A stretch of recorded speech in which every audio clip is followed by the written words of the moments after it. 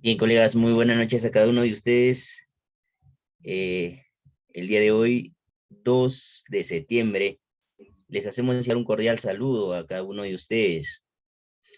Eh, Continuando con nuestra preparación, estimados colegas, hoy día trabajamos la subprueba de conocimientos pedagógicos, curriculares y disciplinares de la especialidad de educación primaria. En sala ya contamos con la presencia del profesor Crispín, a quien sin mayor dilación vamos a darle la posta para que pueda iniciar. Profesor Crispín, buenas noches y bienvenido. Buenas noches, estimado Reimer. Buenas noches, estimados colegas que nos acompañan en esta sala.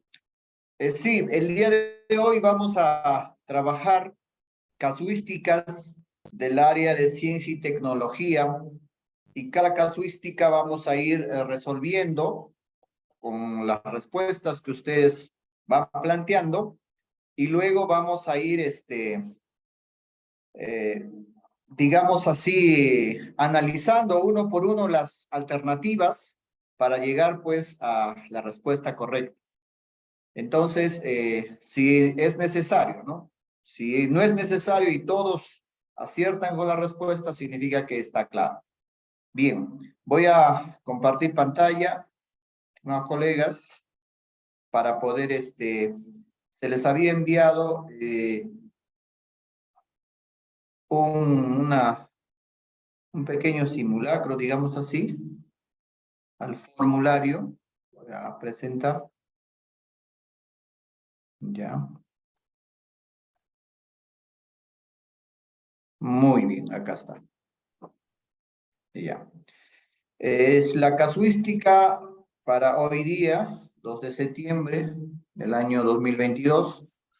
Tenemos 21 respuestas y eso es bueno porque es una forma de medirse, ¿no? Hasta dónde nosotros hemos avanzado y qué es lo que nos falta, ¿no? Entonces, cada uno hace su autoevaluación y va mejorando, pues, en lo que corresponde.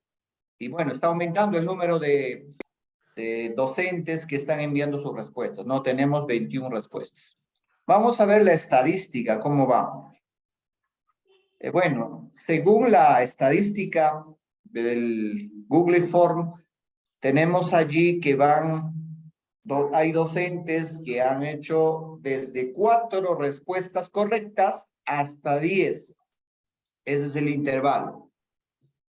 Y bueno, están distribuidos casi uniformemente. Hay 3 docentes con 4 respuestas correctas. Hay 4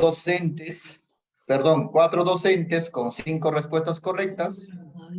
Hay 4 docentes con 6 respuestas correctas. Hay 3 docentes con 7 respuestas correctas, con 8 no hay. Hay 4 docentes con 9 respuestas correctas y hay 3 docentes con 10 respuestas correctas. O sea, el 100% de las casuísticas ha sido resueltas correctamente. El promedio es de 6.81, ya casi estamos llegando a 7, y eso me alegra porque estamos comprendiendo cuál es el enfoque pedagógico, cuál es la teoría curricular que nosotros tenemos que manejar, y también el conocimiento disciplinar que también es necesario, ¿no? Para desarrollar pues competencias, ¿no? En el enfoque por competencias. Muy bien, voy a tal vez tomar unas pequeñas notas. ¿Cuáles son las respuestas que tienen mayores dificultades? Es la pregunta 4. La pregunta 4 tiene mayor dificultad según solo hay 8 respuestas correctas de 21, ¿no? Entonces, la brecha es todavía un poquito largo. Vamos a anotarlo, el 4. La pregunta 4 para un poquito determinado, nada más. Bien, ahora voy a presentar los casos y vamos a ir resolviendo uno a uno. Bien, ya. Bien, bien. Voy a invitar a un profesor o una profesora para que nos ayude a leer el caso, y los demás seguimos pues con una lectura silenciosa. Y luego vamos a plantear nuestra respuesta y luego vamos a analizar, ¿no? Para ver cuál es la respuesta adecuada. A ver, colegas, tenemos 19 colegas o personas en la sala. Quisiéramos que alguien nos ayude con la lectura en voz alta.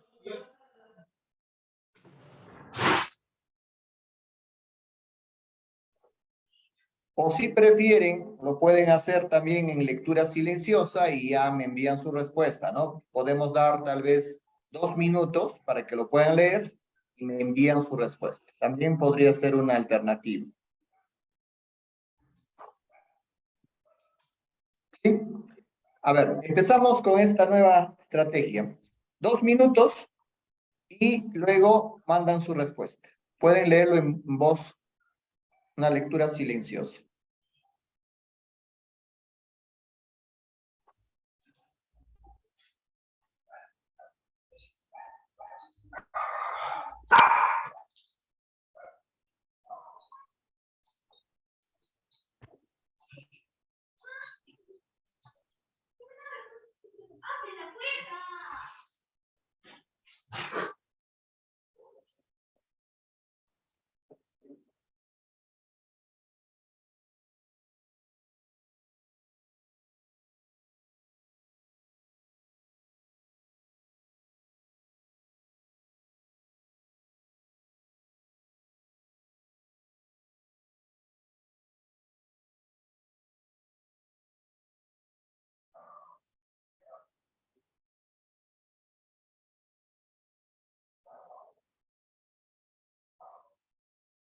Sí, bueno.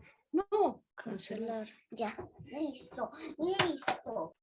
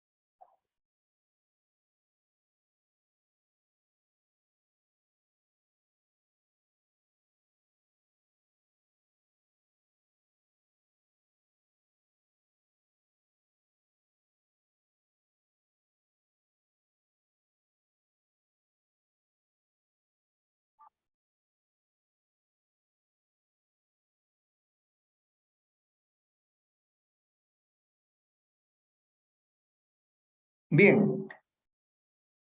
Estimados colegas, han transcurrido 2 minutos y ya algunos ya están enviando su respuesta, pero quisiera que todos envíen su respuesta. Profesora Elsa, muy bien. Profesora Rocío, Violeta, Raquel, Lady, Julio César, Elita. Muy bien. Ya enviaron sus respuestas. ¿Qué dicen los demás? También Charlie, Cabrera. Muy bien. Laura.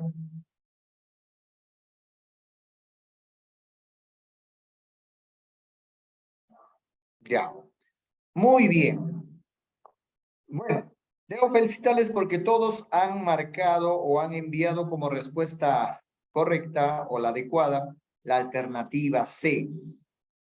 Dice, la propuesta de indagación dice que se quiere medir la capacidad pulmonar de los integrantes del grupo, ¿no? De las diferentes personas que están allí en un grupo. Para eso, el profesor les da los pasos, los procedimientos, ¿no? Ahí van a conseguir su bidón, le van a llenar agua sin llenarlo completamente, o sea, mitad agua y la otra parte de aire. Van a introducir el bidón invertido en un balde que también contiene agua, procurando que el agua contenida en el bidón no se derrame. Van a invertir, ¿no? Pero el bidón tiene una manguera con el pico del bidón. O sea, esa manguera está sellada. Y ustedes saben que el agua busca su nivel, entonces subirá hasta donde corresponde, hasta donde le da el contenido y de ahí ya no pasa, ¿no? Listo. Uno de los integrantes deberá inhalar por la boca la máxima cantidad de aire, o sea, mejor dicho, va a tomar aire, ¿no? Todo lo que puede. Va a llenar aire a su pulmón. Y luego va a exhalar por la boca soplando a través de la manguera. O sea, todo el aire que tiene en su pulmón va a exhalar, pero a través de la manguera. Cada integrante repetirá los pasos 2 al 5. Y bueno, cada integrante va a señalar o va a anotar cuál es pues la cantidad que está aumentando. O sea, para saber cuál es su capacidad pulmonar en litros, porque ahí está, el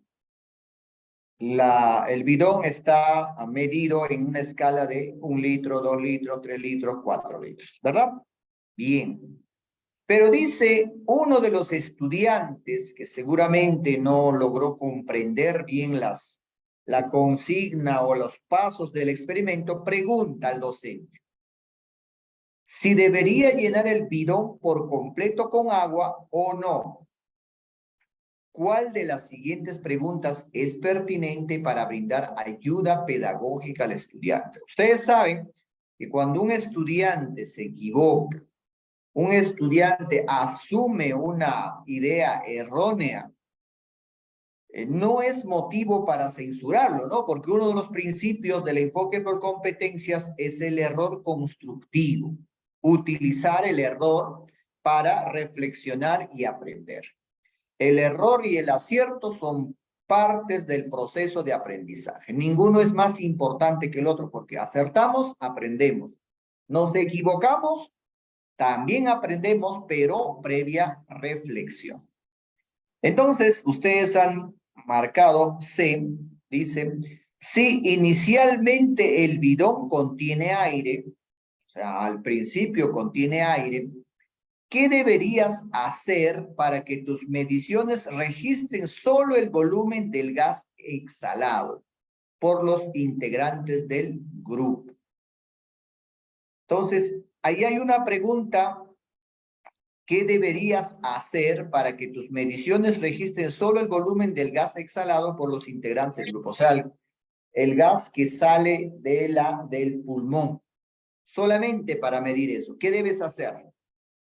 Debo anotar, pues, cuánto está aumentando ese gas. La diferencia, sacar la diferencia probablemente. Entonces, eso ayudaría al niño a que sí, pues, y si yo le lleno todo de agua, ¿dónde voy a medir? Pues, en cuánto está aumentando el gas y para sacar la diferencia, ¿verdad? No habría. Y eso le haría reflexionar al estudiante, pues no, no, sí tiene que haber un poco de gas o aire en el bidón. ¿Ya? Entonces, eso es la respuesta correcta y ustedes pues han señalado correctamente. No podría ser la A ni la B, ya, pero como todos, casi todos, a ver, voy a revisar, sí, todos han marcado la alternativa C, entonces ya no necesita pues mucha explicación, ¿no? No hay mucha dificultad acá, entonces vamos a pasar, ¿de acuerdo? Ya. Esa sería la alternativa correcta, pero vamos a marcarle mejor con verde, porque a veces, a ver, podemos pensar de que, bueno, está con rojo, ¿no? Ya. La alternativa correcta de la primera pregunta es la C. 2. A ver, ahora te animan a dar una lectura en voz alta, colegas. Profesor, Porque, buenas noches. Disculpe la ya, interrupción. Yo lo puedo leer, profesor. ya, maestra Elita. Vamos, adelante. 2. Luego de realizar las primeras mediciones, un estudiante comenta lo siguiente. Marta y Sandra tienen casi el mismo volumen pulmonar porque ambas al exhalar hicieron que salga un poquito más de 1 litro de agua del bidón. ¿Cuál de las siguientes preguntas debe plantear primero el docente al estudiante para que mejore la precisión de sus mediciones? A. ¿A qué crees que se deba que el volumen pulmonar de Marta y Sandra sea tan parecido? B. ¿Crees que si les pedimos a Marta y a Sandra medir una vez más su volumen pulmonar, seguirá siendo el mismo? C. ¿Qué modificación podrías hacer en las unidades de medida para cuantificar la diferencia entre el volumen pulmonar de Marta y Sandra? Gracias, profesor. Gracias a usted, maestra. Bien, ahí ya ustedes seguramente han seguido la lectura y pueden ya emitir su respuesta. O si prefieren, se dan un tiempito más para dar una segunda lectura y emitir su respuesta. Pero ahí ya veo que me están enviando al chat. A ver.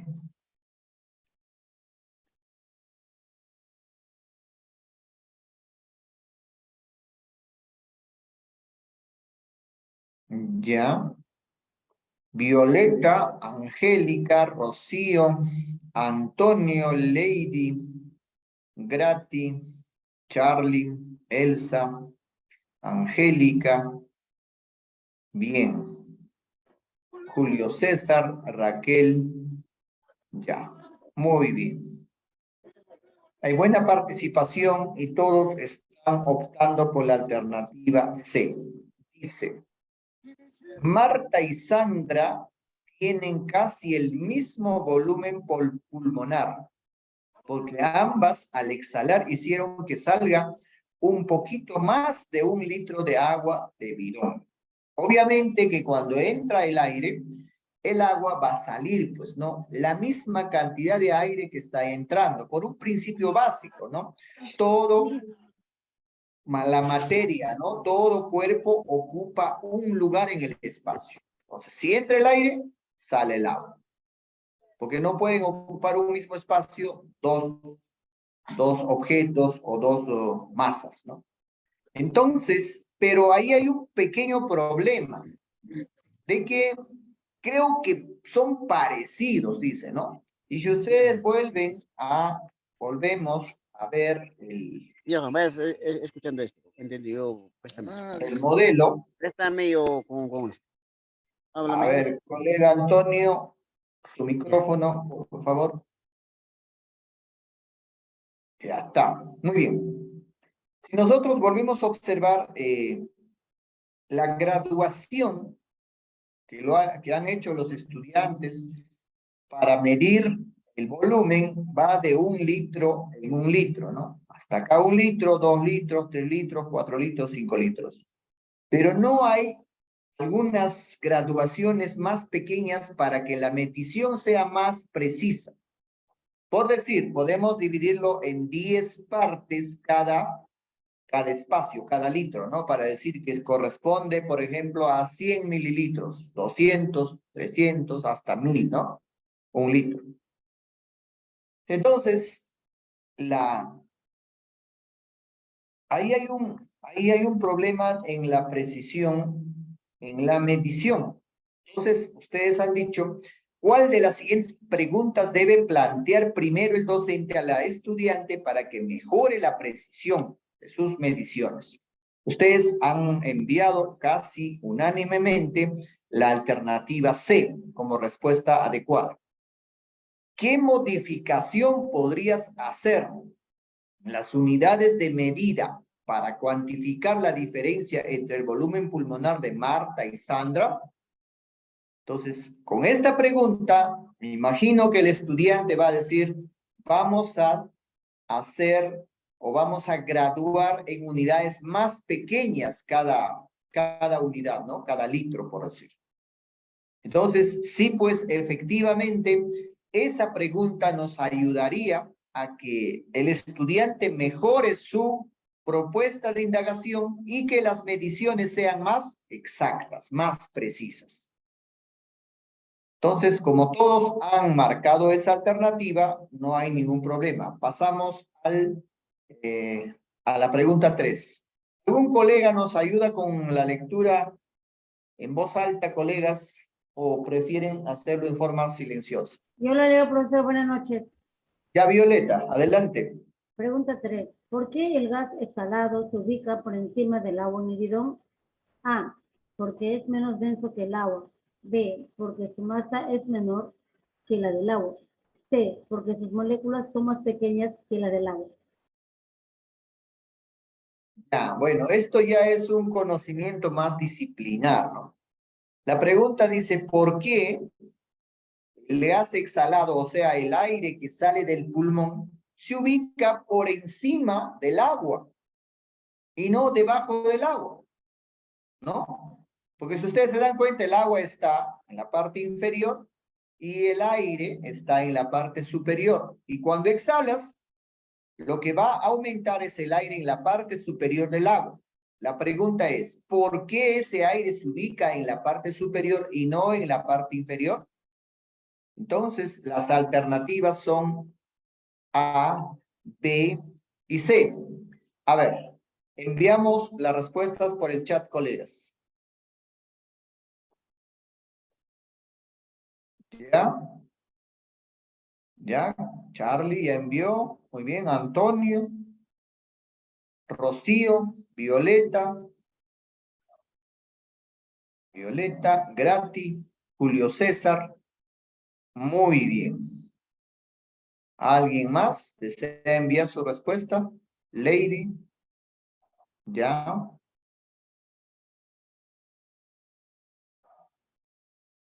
Listo. Muy bien. Dice la mayoría o todos han enviado indicando que la respuesta adecuada para esta pregunta es la alternativa A, porque es menos denso que el agua. O sea, el aire se ubica encima porque eres menos denso que el agua. Sí, pues efectivamente. Los materiales menos densos siempre tienden a flotar. O sea, los materiales menos densos que el agua siempre tienden a flotar. Y eso ha sido un principio básico, por ejemplo, para construir los botes, las lanchas, los buques, etcétera, ¿no? Porque hay que poner materiales menos densos que el agua. ¿Para qué? Para que flote. ¿Y en qué consiste la densidad? Tal vez como una forma de ampliación de la información. Y ustedes tal vez también ya lo tienen bien claro. Pero para algunos que no lo tienen claro, es que la densidad es cuando la materia está formada por átomos, ¿verdad? Cuando estos átomos están más cohesionados, o sea, más pegados, más juntos, entonces es menos denso. Pero cuando los átomos están separados, no están muy juntitos, no están muy cohesionados, entonces decimos que el agua es, el material es menos denso. Cuanto más cohesionado, es más denso. Menos cohesionado están los átomos en la materia, es más denso. En este caso, pues, el aire que exhala del pulmón es menos denso que el agua. Es por eso que tiende a irse en la parte superior y flota. ¿Ya? Igual tenemos, por ejemplo, la madera, que es un material menos denso que el agua. Nada tiene que ver con el peso, con la masa. Por ejemplo, una madera que pese 10 kilos, 10 kilogramos, y un metal que pesa medio kilo, el metal se va a hundir y la madera que pesa más va a flotar. Entonces, allí nos damos cuenta, pues, de que nada tiene que ver el peso ni la masa, sino que es la densidad, cómo está conformado esa materia. Entonces, efectivamente, seguramente ya algunos tienen muy claro esta información, que les va a ser muy útil cuando ustedes tienen que hacer una retroalimentación o cuando ustedes tienen que tal vez identificar el progreso, el avance del estudiante, etcétera, ¿no? Porque hay casos que vienen donde uno tiene que identificar el conocimiento disciplinar, como en este caso. En otros casos es para identificar el error. Y en otros casos nos piden identificar los logros, los avances que el estudiante está mostrando en un determinado momento del proceso de enseñanza-aprendizaje. Muy bien, alguien más envió, creo, Elsa Hernández. Muy bien, la A.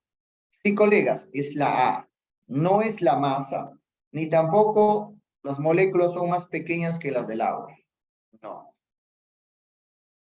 Los átomos están más unidos, más cohesionados. Y es lo que pasa pues con el agua, ¿no? El agua, por ejemplo, cuando los átomos se cohesionan, se juntan, se vuelven estado sólido. Por ejemplo, se forma hielo. Pero cuando las moléculas se separan, entonces el agua se vuelve en estado líquido. Pero si esta materia por la acción del calor se evapora, se vuelve en estado gaseoso, significa pues que sus moléculas están cada vez menos densos, ¿no? Están más separados. Por lo tanto, inclusive pues tiende a elevarse al espacio, ¿no? Por eso se da pues el fenómeno de la lluvia, ¿no? Porque el agua líquida no podría elevarse, ni el hielo, ¿no? Pero cuando se vuelve en estado sólido, sí se eleva al espacio y se forman nubes, y por eso, pues, el fenómeno de la lluvia. Muy bien, pasamos.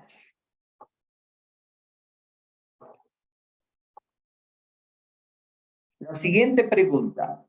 ¿Algún colega nos puede ayudar con la lectura en voz alta o lo hacemos en voz silenciosa o una lectura silenciosa? ¿Cómo prefieren?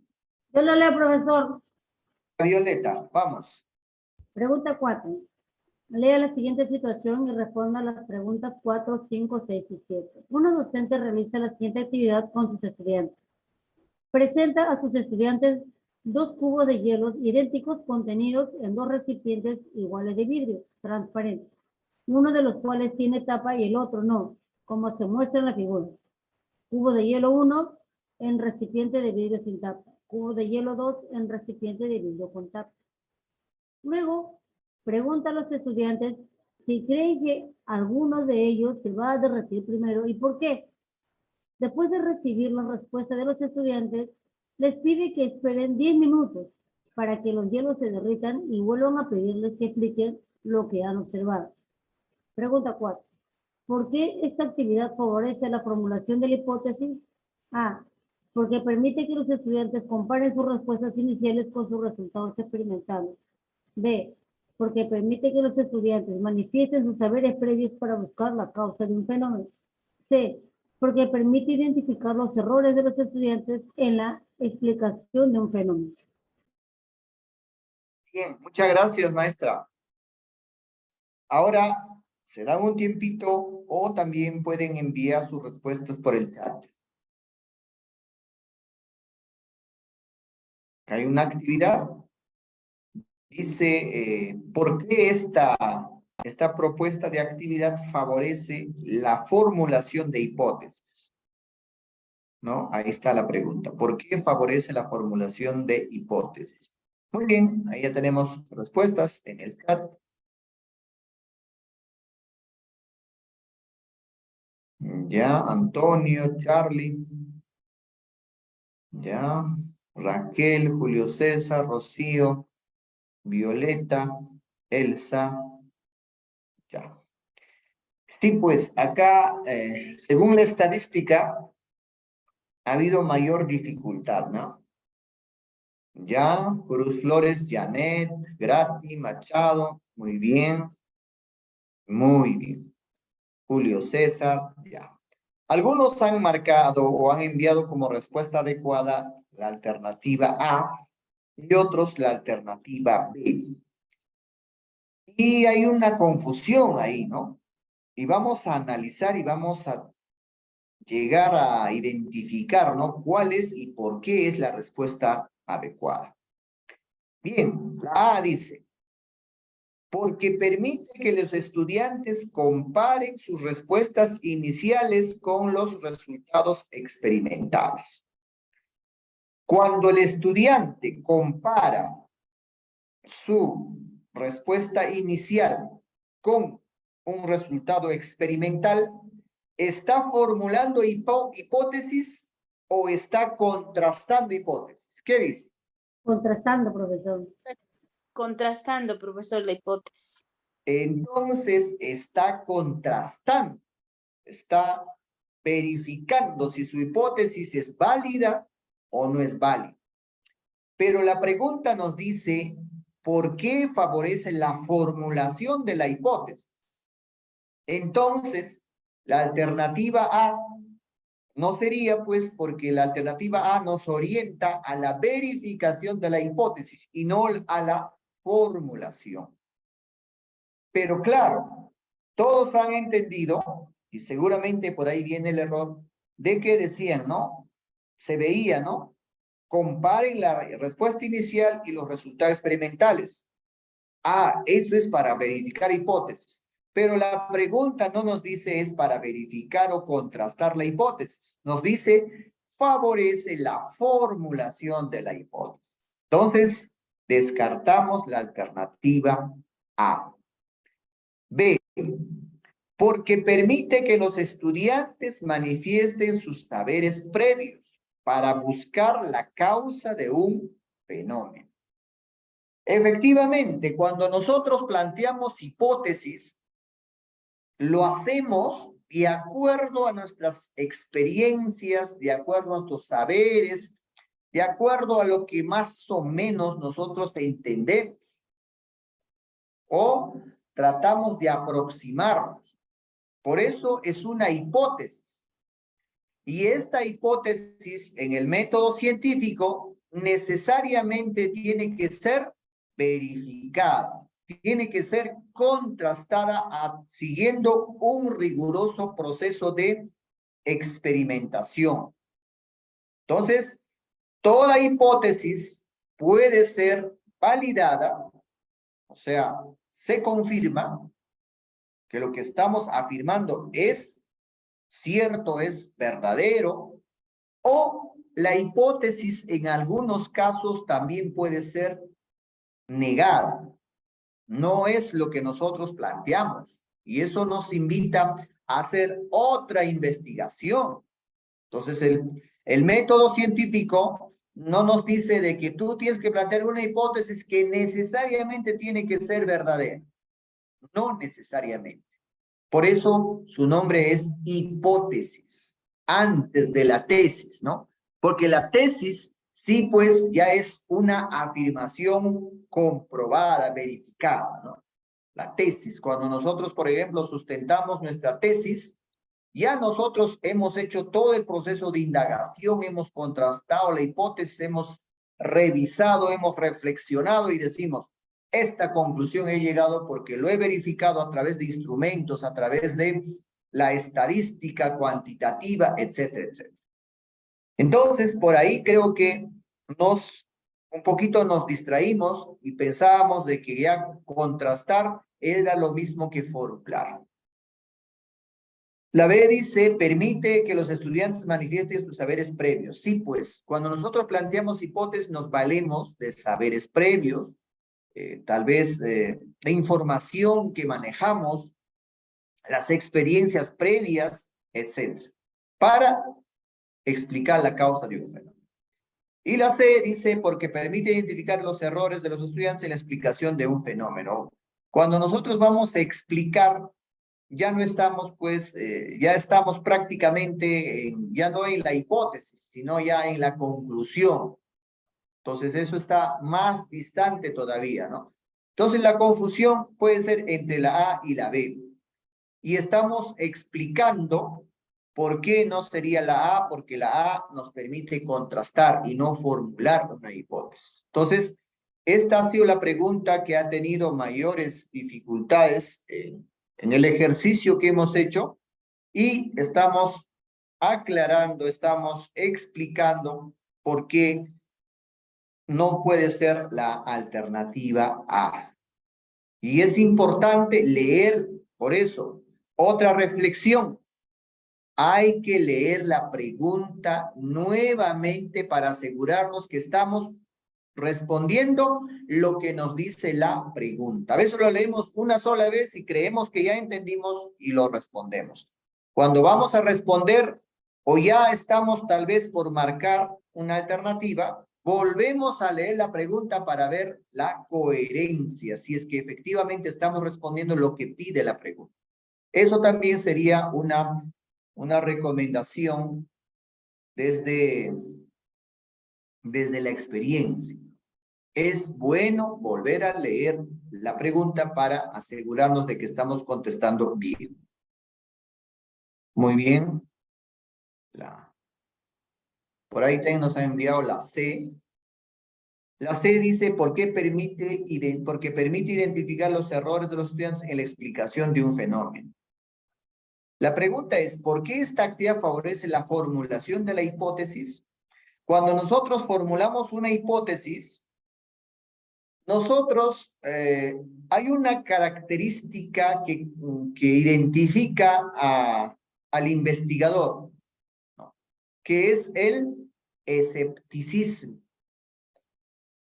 O sea, un investigador plantea una hipótesis, no afirma ni niega, hasta que lo demuestra.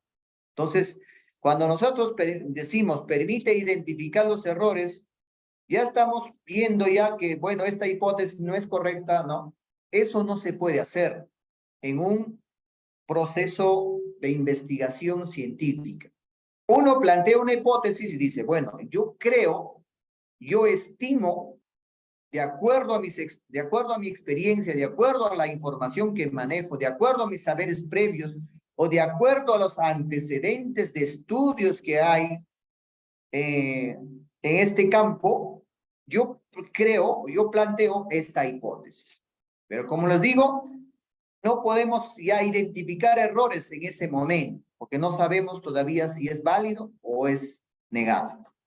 Entonces, la alternativa C no sería, maestra, porque acá ya identifica errores y en la explicación de un fenómeno. Entonces, allí estaríamos ya en un proceso posterior. Cuando ya se verificó y se negó la hipótesis, entonces allí podemos explicar y decir que no, esa hipótesis no es válida. Entonces buscaríamos otra nueva hipótesis y se generaría ya una nueva investigación en ese mismo campo. Muy bien, entonces yo creo que está quedando un poco más claro y si hay alguna duda, pueden hacerlo a través del chat o también a través del micrófono. Si algo quieren preguntar o algo tal vez no les queda todavía claro.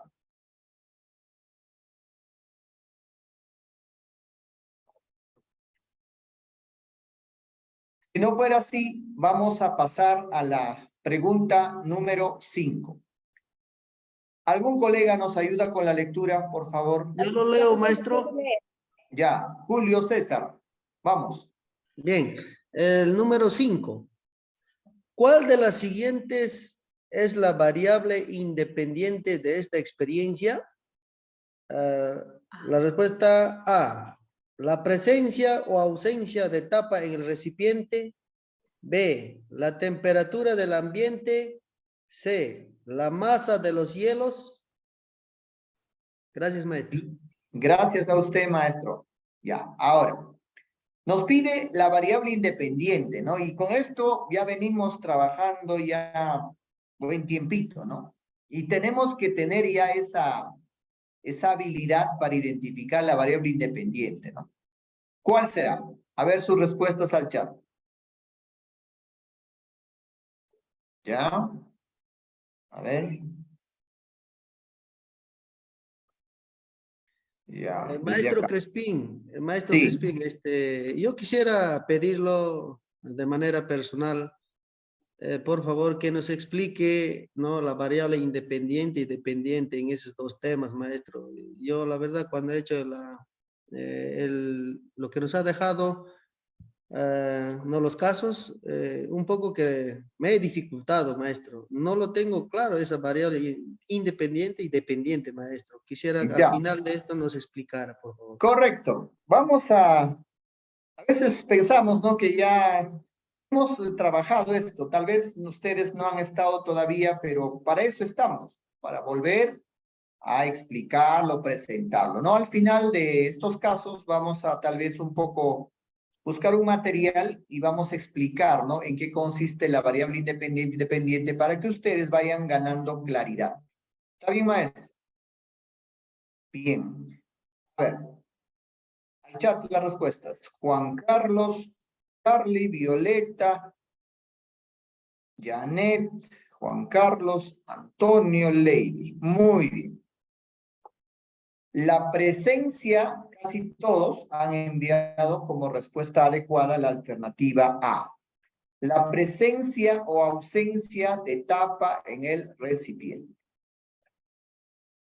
Entonces vamos a volver acá. La variable independiente, aunque vamos a explicar después con un poquito más de detalle, es la variable que se identifica como causa. Y la variable dependiente es la que se identifica como efecto. Independiente es la causa y la dependiente es el efecto. Otra distinción, que la variable independiente se puede manipular intencionalmente por el investigador. O sea, lo puede hacer diferente para ver el efecto, pues, ¿no? Si hay un efecto diferente, modifica o no modifica. Entonces, esas son dos características que tenemos que ver en lo que son las variables independientes. Uno, que es causa y se puede manipular.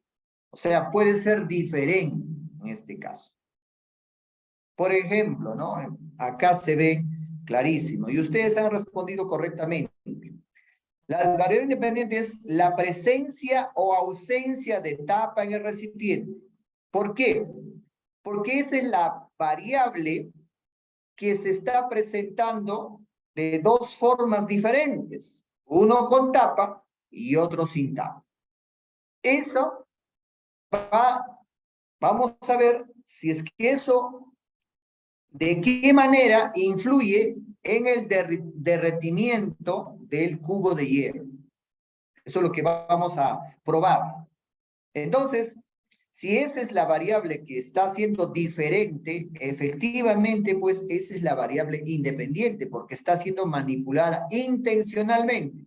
A uno le pongo tapa y al otro no le pongo tapa. Esa es de manera intencional. Por eso se dice que la variable independiente se puede manipular intencionalmente por el investigador. En cambio, las variables intervinientes o llamadas también variables control tienen que ser exactamente iguales. Por ejemplo, la temperatura del ambiente. La temperatura del ambiente es igual en el lado izquierdo, en el lado derecho, adelante o atrás. Si es el mismo ambiente, va a ser la misma temperatura. Entonces, ¿esa qué es? Es una variable interviniente o variable control. La masa de los hielos. Acá vemos que los hielos o el cubo de hielos son exactamente iguales. Entonces, esa también va a ser variable interviniente. ¿Ya, colegas? Entonces, creo que sí, la mayoría ha tenido ya la cuestión un poco clara y ha identificado, ¿no? Porque todos nos han dicho que la alternativa correcta es la Gatti también no logra entender la variable independiente. Vamos a tal vez al final hacer una especie de repaso para poder un poquito más entender.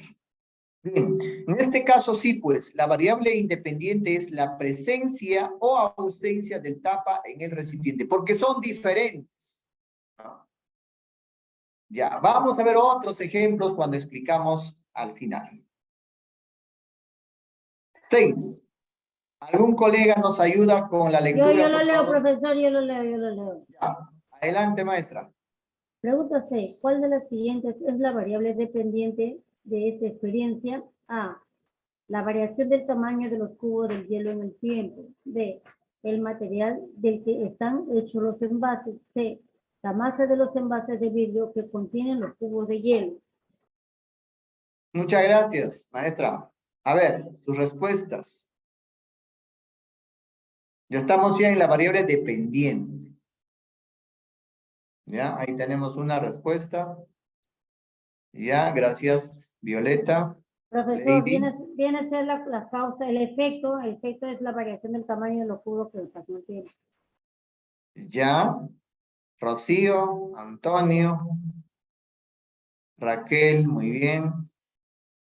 A ver, envíen sus respuestas. Ya, Grati. Ya, Charlie también.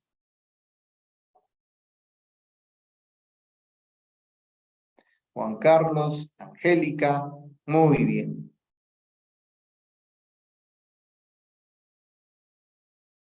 Ya.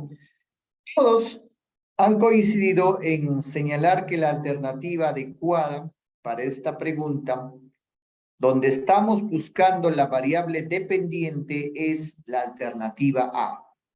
La variación del tamaño de los cubos de hielo en el tiempo. Como dijo la maestra que participó por el micrófono, Violeta, el profesor, no me olvide. efecto que va a generar. Un recipiente está con tapa y el otro está sin tapa. Pero dentro del recipiente hay dos cubos de hielo del mismo tamaño.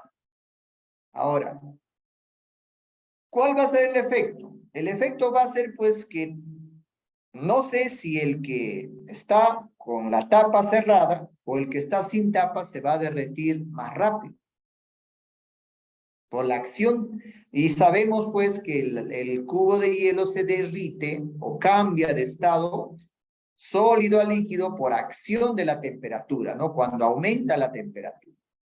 Entonces, la variación del tamaño de los cubos, efectivamente, esa es la base de la variable dependiente, porque ese es el efecto. Eso es lo que va a generar las condiciones que le pusimos, ¿no? Una con tapa y otra sin tapa. Va a hacer de que los cubos de hielo van a empezar a derretirse y el tamaño van a empezar a variar. Esa es la variable dependiente. Y ustedes han acertado.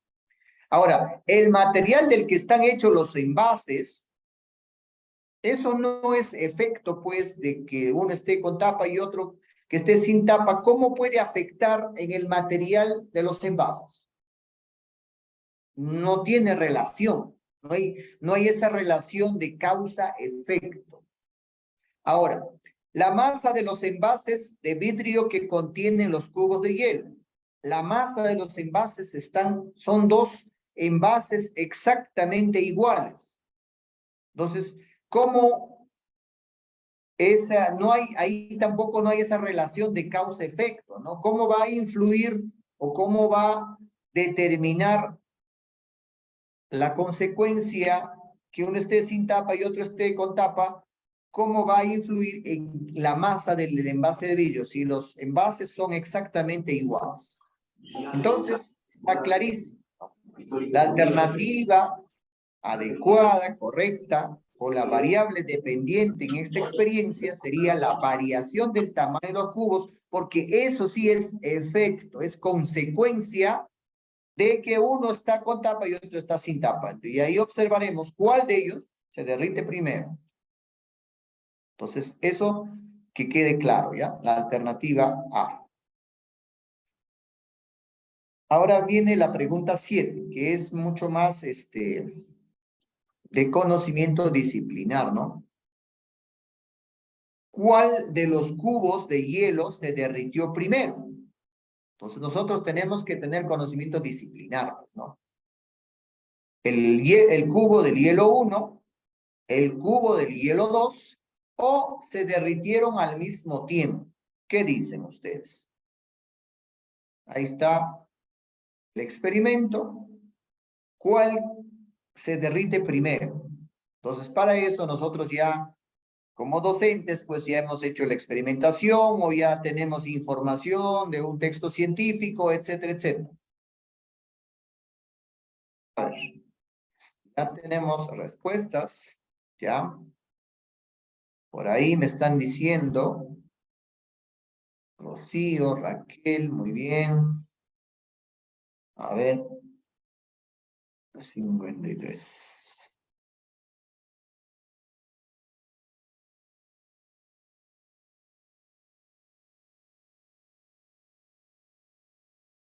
Ya.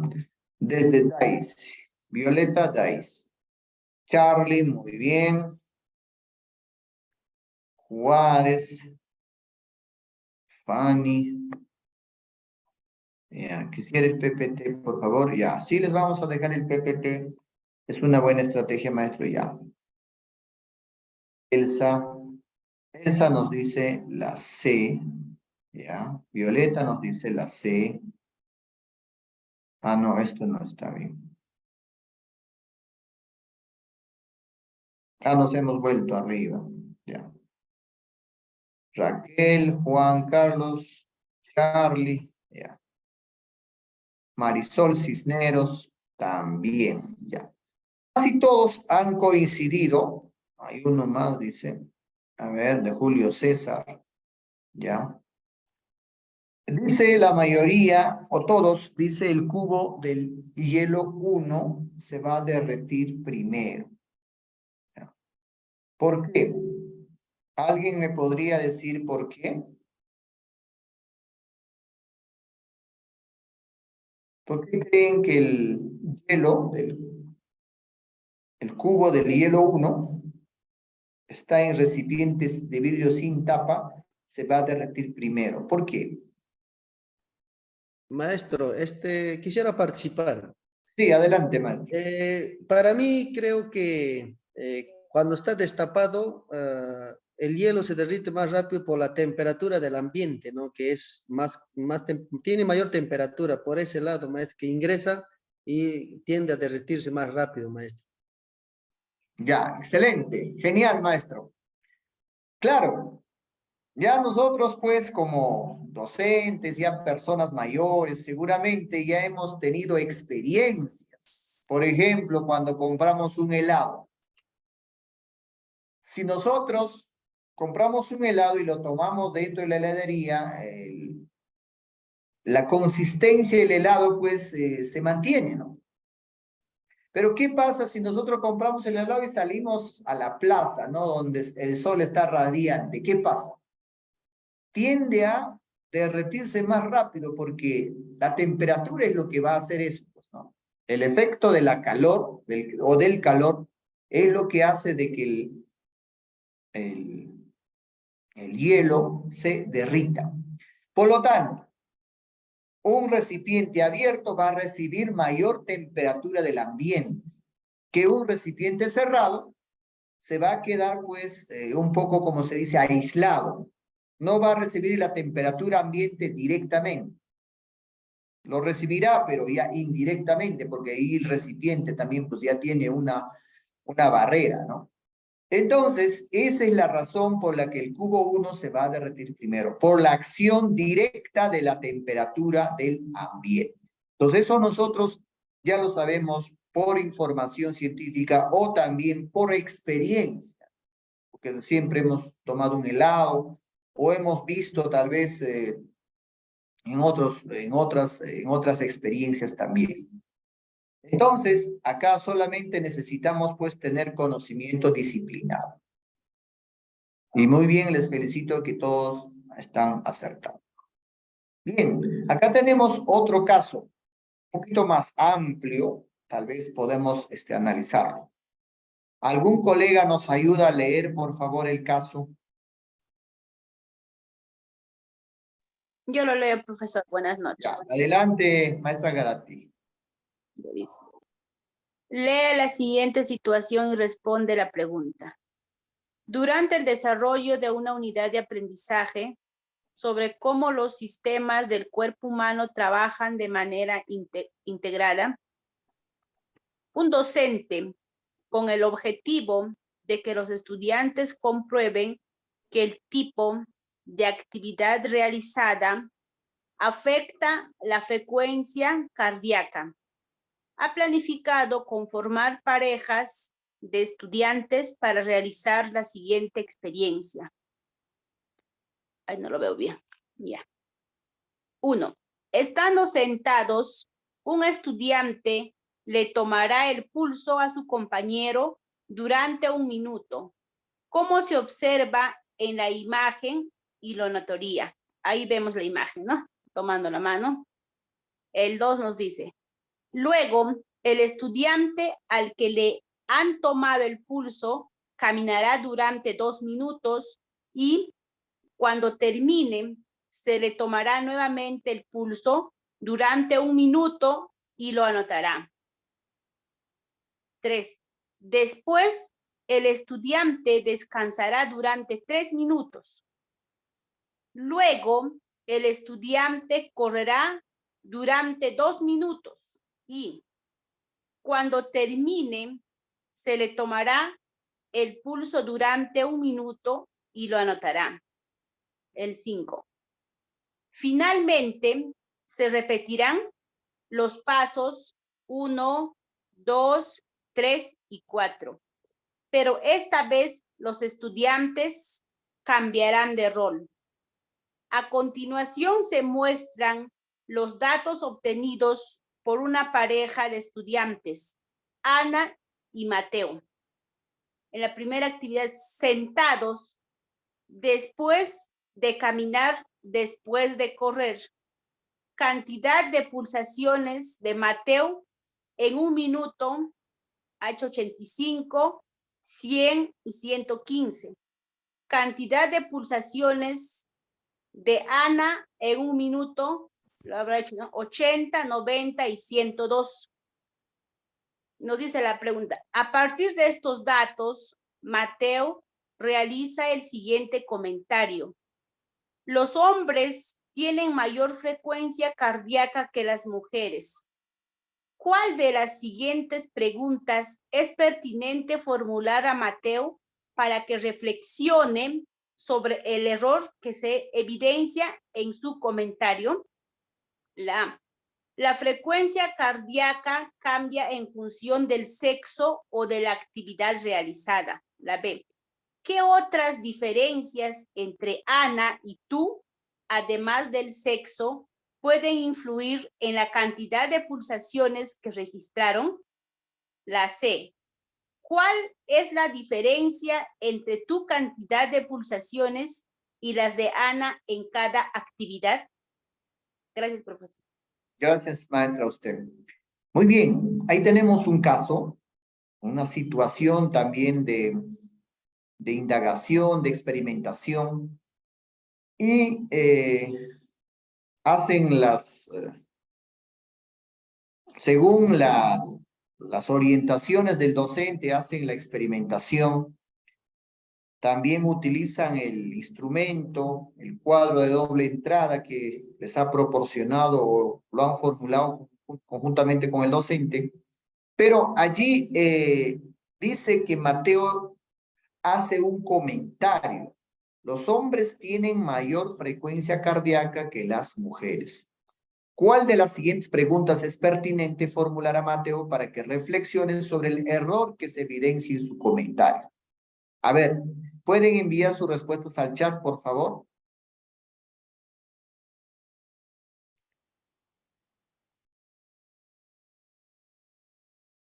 Ya, Lady, muy bien. A ver, ¿quién más? Julio César, ok. Juárez, Fanny, Antonio, ya, Violeta. Juan Carlos, Gratia, Angélica. Muy bien. Janet Cruz, también.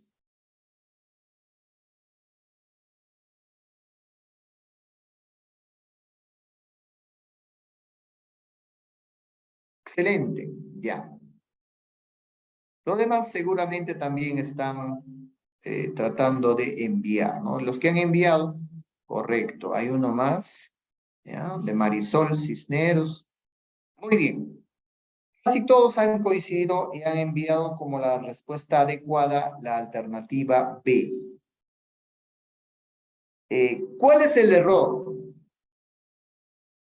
Porque nosotros tenemos que identificar cuál es el error de Mateo. Y de acuerdo a eso, rápidamente podemos decir, ¿no? ¿Cuál sería la mejor pregunta para que reflexione? Porque sobre qué error vamos a hacer reflexionar al estudiante. El propósito, el error está en que la conclusión no tiene nada que ver con el propósito de la indagación, ¿verdad? Porque el propósito de la indagación es de que realicen, dice ahí, expliquen cómo los sistemas del cuerpo humano trabajan de manera integrada. Todos los sistemas del cuerpo humano no trabajan pues cada uno por su lado, ¿no? Por su cuenta, sino que están integrados. El sistema circulatorio se integra con el sistema respiratorio, con el sistema digestivo, con el sistema excretor, o sea, todos los sistemas se unen para hacer posible pues la vida, ¿no? De un ser humano, de un ser vivo.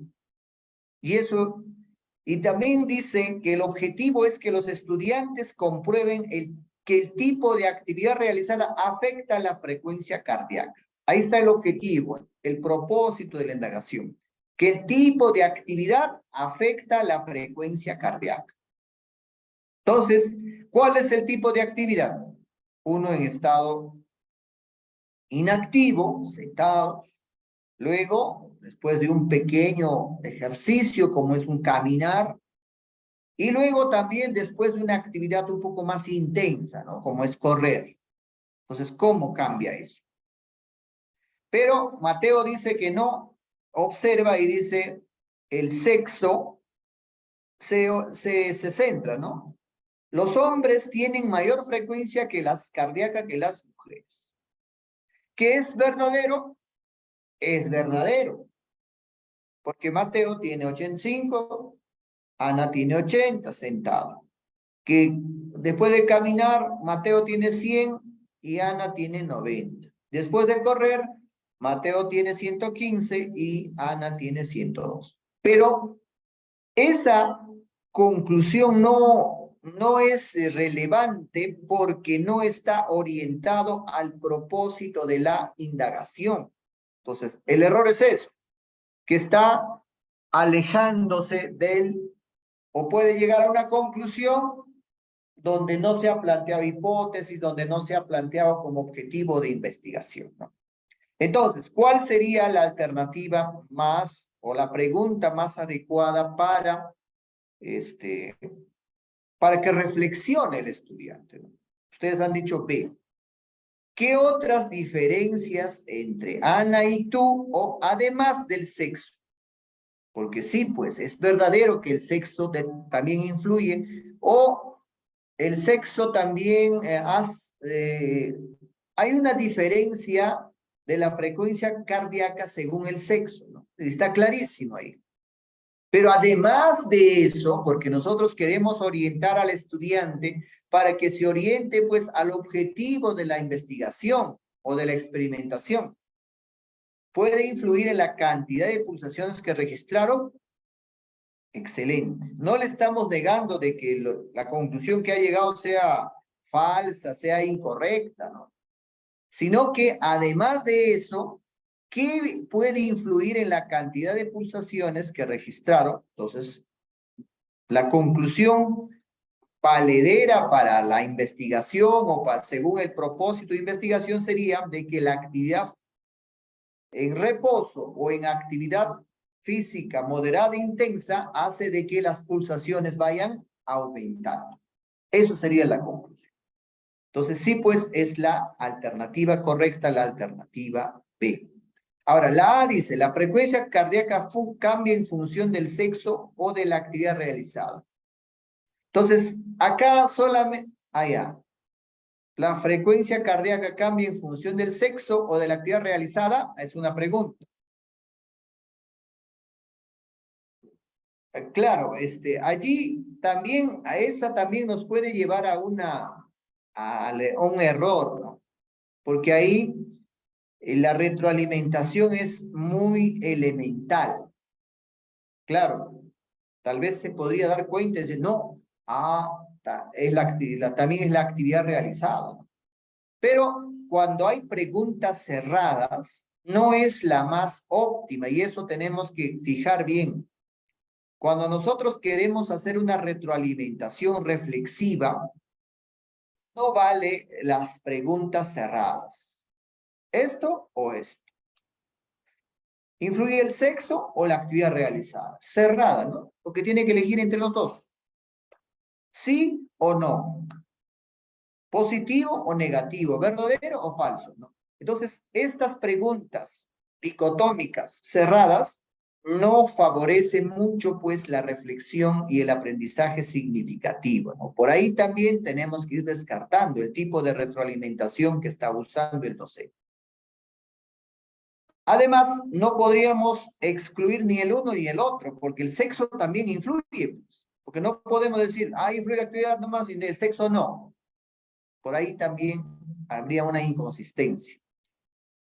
Y la C dice, ¿cuál es la diferencia entre tu cantidad de pulsaciones y las de Ana en cada actividad? Pero eso, ¿cómo va a ayudar a que Mateo identifique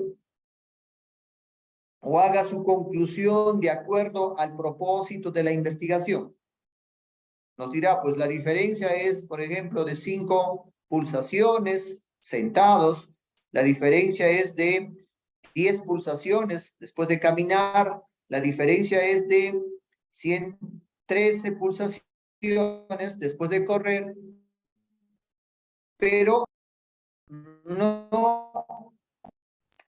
estamos orientando, pues, al verdadero propósito de la investigación.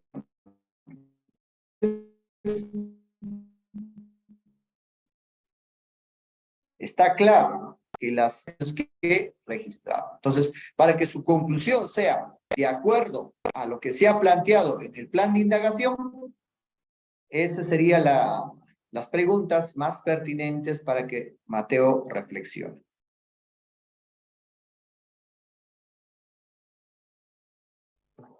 Bien, pasamos a la pregunta número 9. Colegas, ¿alguien nos puede ayudar a lecturar este caso? ¿Nadie? ¿Lo hacemos? Maestro, yo lo leo. En lectura silenciosa. Maestro, lo leo. Yo lo puedo hacer, maestro. Ya. Adelante, maestro Julio. A ver, Ya, adelante. Bien. 9. Los estudiantes de 5º grado desarrollan una unidad didáctica que tiene como propósito explicar los cambios de estado que experimenta la materia. Como parte de la evaluación de esta unidad, la docente presenta a los estudiantes la siguiente actividad. Ahí tenemos la imagen. Se tiene 2 bloques de hielo, bloque 1 y bloque 2, ambos con la misma forma, tamaño y masa. Bloque 1, bloque 2. Ahí tenemos la imagen. El bloque 2 se divide en 3 partes, como se observa a continuación. Bien, la imagen, ahí está el bloque 1, bloque 2 en 3 partes. La pregunta, ¿cuál de los bloques de hielo terminará de derretirse primero? ¿El bloque 1 o todas las partes del bloque 2? ¿Por qué? La pregunta, ¿cuál de los siguientes estudiantes responde correctamente a las preguntas planteadas por la docente? A. Carlos. Se derretirán al mismo tiempo porque ambos bloques tienen igual cantidad de hielo. B. Marta.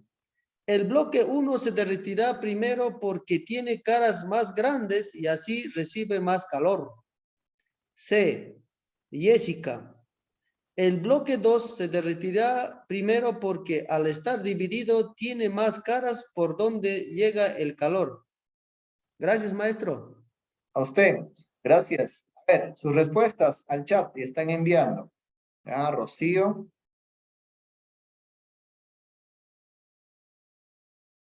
También Violeta. Ya. Grati, Lady. Julio César. Juan Carlos. Elsa. Muy bien. ¿Alguien más? Ya. Muy bien. Angélica. Ya.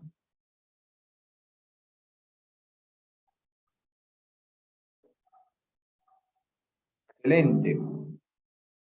Bien. Todos los que han enviado señalan de que la alternativa C es la respuesta adecuada para esta pregunta. Bien, tenemos dos bloques. Acá lo único que necesitamos es observar bien, comprender y luego utilizar un conocimiento disciplinar. ¿Cómo se derrite? Ya sabemos que el hielo se derrite por la acción de la temperatura del ambiente, ¿correcto? Entonces tenemos dos bloques del mismo tamaño, la misma masa, la misma forma, etc. Y acá la diferencia es que el bloque 2 se ha dividido en tres partes iguales. ¿Cuál de estos dos, dice, se va a derretir primero? ¿El bloque 1 o todas las partes del bloque 2? Entonces, los estudiantes dicen, Carlos, dice, se derretirá primero al mismo tiempo, dice, porque ambos bloques tienen igual cantidad de hielo. Claro, el mismo tamaño, mismo masa, misma forma. Entonces, según Carlos, ambos se derretirán al mismo tiempo, con igual cantidad de tiempo. Marta, el bloque 1 se derretirá primero porque tiene caras más grandes y así recibe más calor. Claro, tiene caras más largas. En cambio, este tiene caras más pequeñas, ya. Y C, Jessica dice, el bloque 2 se derretirá primero porque al estar dividido tiene más caras por donde llega el calor. Entonces, todos han enviado su respuesta indicando que es la alternativa C, casi todos, ¿sí?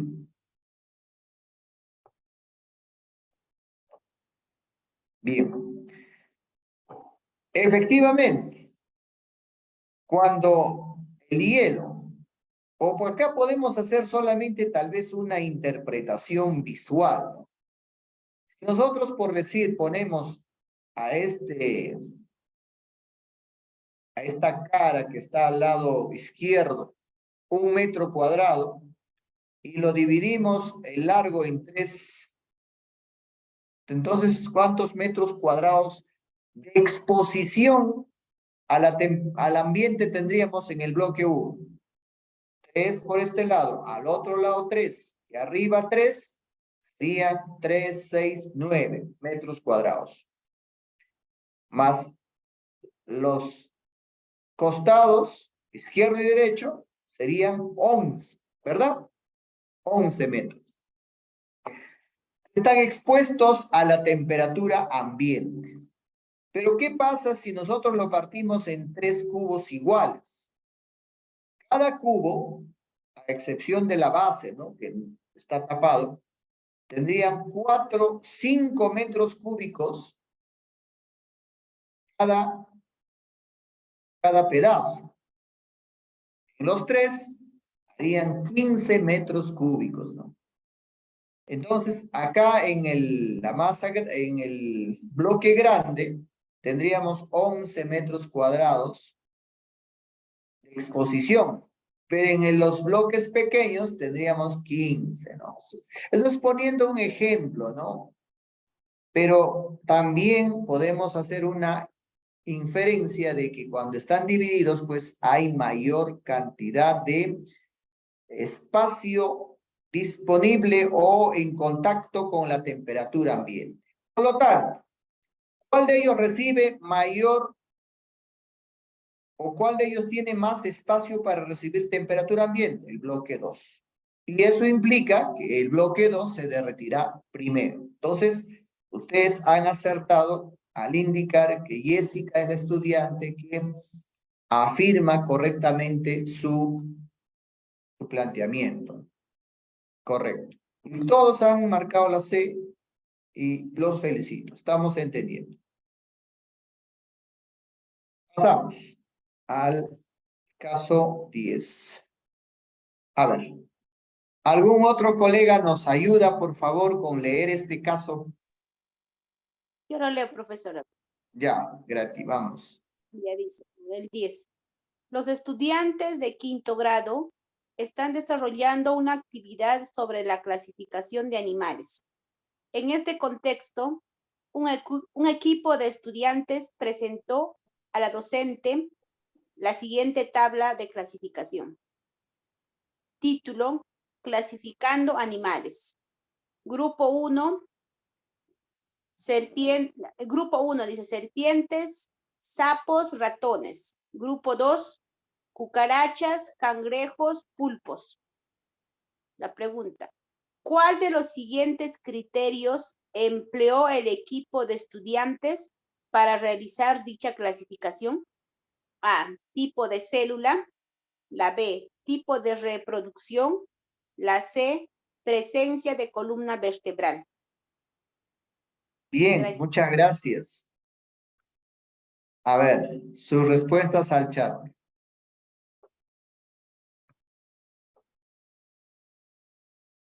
Ya, Charlie, Rocío, Julio César, Raquel,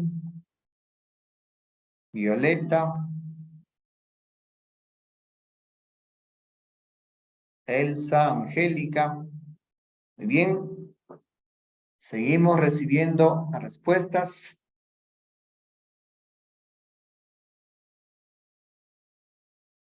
Juan Carlos. Bien. Sí, todos los que han enviado dicen que la alternativa adecuada para esta pregunta es la alternativa C. Ustedes saben que cuando nosotros o nuestros niños hacen clasificación, tienen que identificar un criterio. O puede ser 2 criterios o 3 criterios, pero se tiene que trabajar en base a criterios. En este caso hay solo un criterio: tipo de célula. Entonces, ¿cuál es el tipo de célula? Tal vez son células epiteliales o células, tal vez, no sé, debe haber varios tipos de células, pero esas son las que están determinando el grupo 1 y grupo 2, o el tipo de reproducción. El grupo 1 tiene un tipo de reproducción y el grupo 2 tiene otro tipo de reproducción, porque estamos formando 2 grupos. O es la presencia de la columna vertebral. Implica que uno de los grupos tiene columna vertebral y el otro grupo no tiene. Entonces, cuando hacemos clasificación, tenemos que ver el criterio. ¿Cuál es el criterio que se cumple para el grupo 1?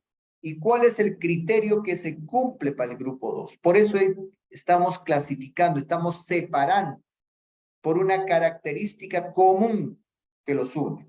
Entonces, ustedes han dicho la alternativa C. Grati también, Juan Carlos, muy bien. La presencia de columna vertebral.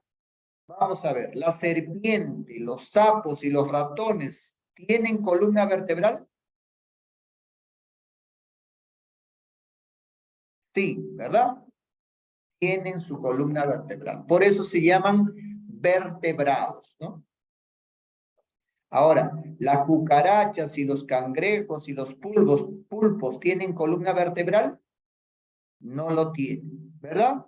Entonces, grupo 1 son animales con columna vertebral.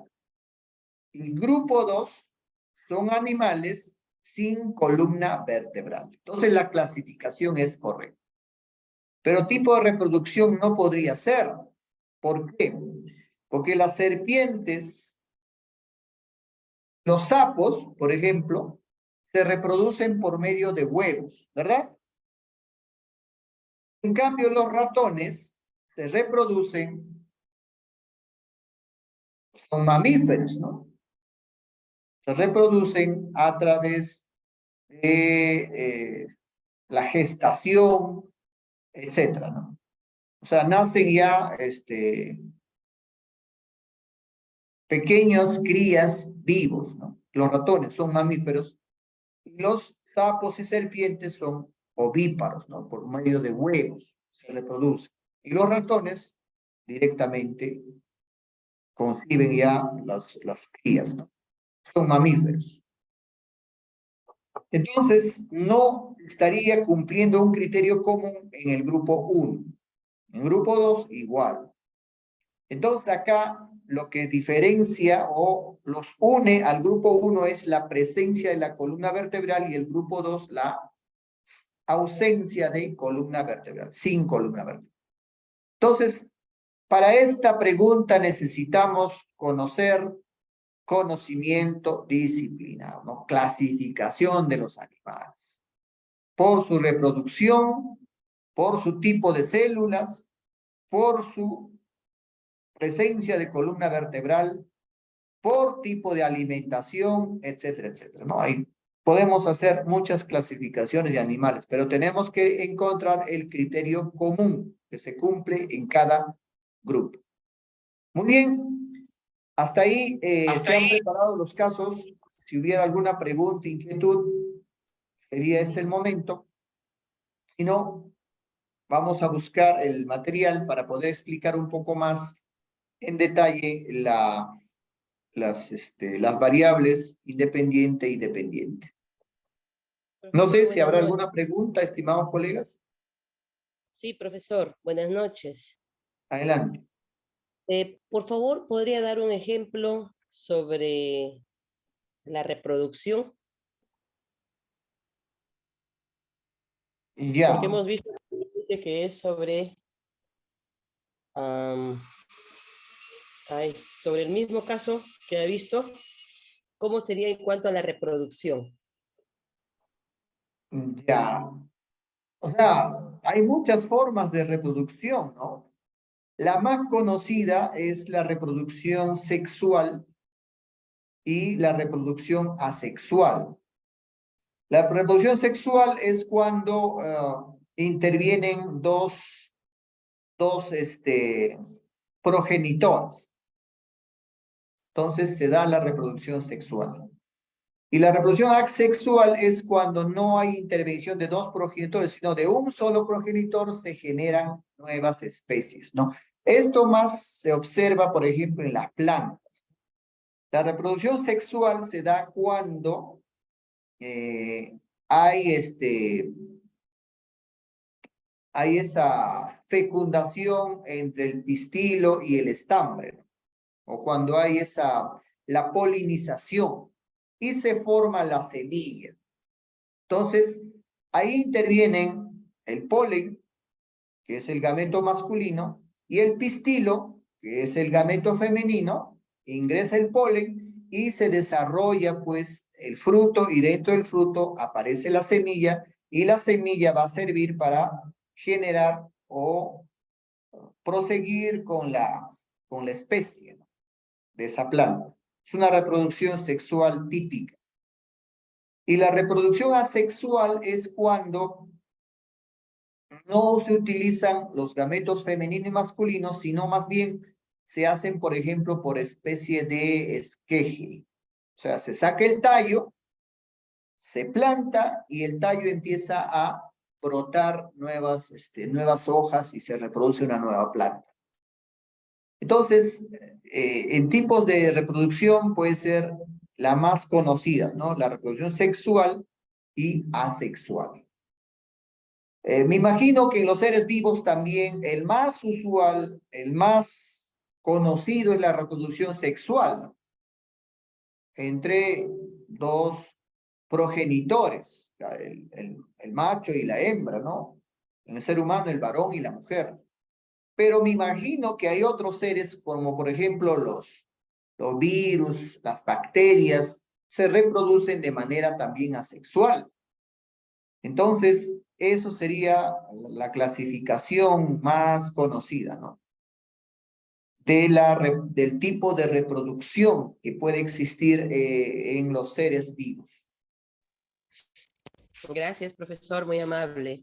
Ya. No sé si habrá alguna otra inquietud, colegas, para poder buscar el material y poder un poco conversar sobre las variables independiente y dependiente y control. Sí, eso también quiero que por favor me explique, porque esa es mi debilidad. No sé por qué, pero no puedo con la variable dependiente con la independiente. Ya. Vamos a buscar, a ver dónde está.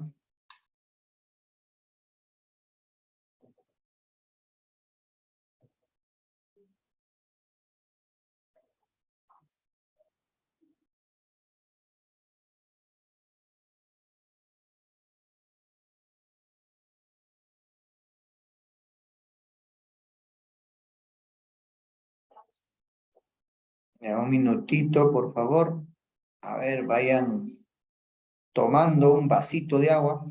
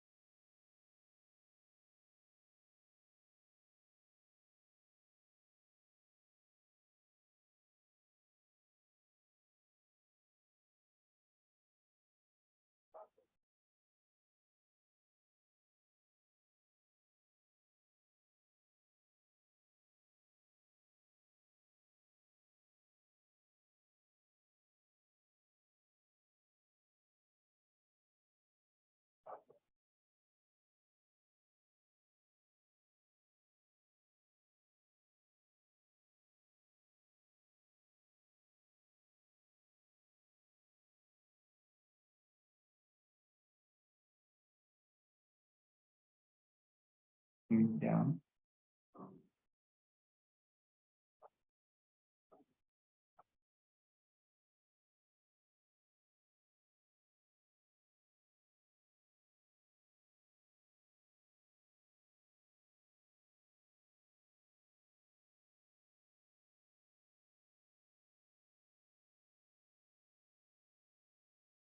Ya. Primero hay que identificar qué es una variable. Una variable, dice, es algo que cambia, ¿ya? Por eso su nombre es variable. Adquieren distintos valores y varía de un individuo a otro, ¿no? Entonces, cuando hablamos de variable es algo que puede cambiar, algo que puede variar en sus valores. Casi todos los aspectos de individuos y del ambiente pueden considerarse variables. Por ejemplo, peso es una variable porque puede cambiar, ¿no? Algunos pueden tener, tal vez, si es en cuantitativa, ¿no? 50 kilos, otros 60, otros 70, otros 80, etc. Es una variable. La estatura igual. Algunos pueden ser de 1 metro 50, 1,80, etc. La ansiedad es una variable. Algunos son ansiosos y otros son menos ansiosos, ¿no? Niveles de angustia. Por ejemplo, pasa una desgracia, no todos reaccionamos de la misma manera, ¿no? Algunos se angustian muchísimo, otros menos y otros casi nada, ¿no? Saben manejarlas. Y ahí viene el nivel de resiliencia, ¿no? Afrontar los problemas, los desafíos, ¿no? Si estos aspectos no varían, serían constantes, ¿no? Pero como varían, se llaman variables. En una investigación científica suele estar dirigida a estudiar estas variaciones, cómo y por qué suceden, ¿no? También estudia cómo se comporta una variable en relación a los cambios ocurridos en otra. Ejemplo, investigación sobre el cáncer pulmonar. Bueno, algunos tipos de variables, ¿no? Continuas, bueno, eso no lo vamos a ver, lo que es el 2, dependientes e independientes.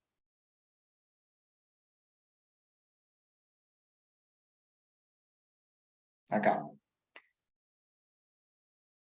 Estos términos se emplean para establecer relaciones causales entre factores o la dirección de la influencia entre factores. La variable dependiente suele ser aquella que el investigador está interesado en comprender.